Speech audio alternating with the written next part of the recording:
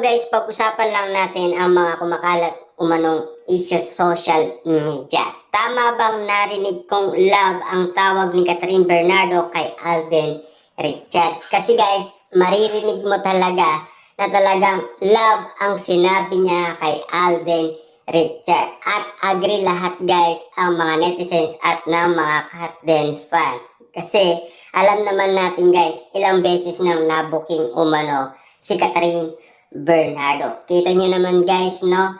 Ang daming beses na booking umano si Catherine Bernardo. Kasi 4 na beses na yan guys, no?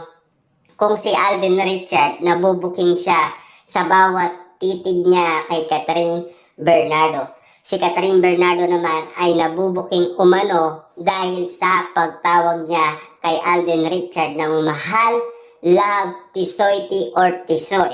Yan kasi guys ang mga sinasabi ni Catherine Bernardo na nahuhuli siya ng maraming tao at lalong-lalo na guys si Alden Richard ay nahuhuli umano ng maraming taong stop ng hello, love again. Lalong-lalo na guys si Direk Cathy. Kaya naniniwala umano si Direk Cathy na talagang malakas na ang feelings nila sa isa't isa dahil komportable na sila sa isa't isa.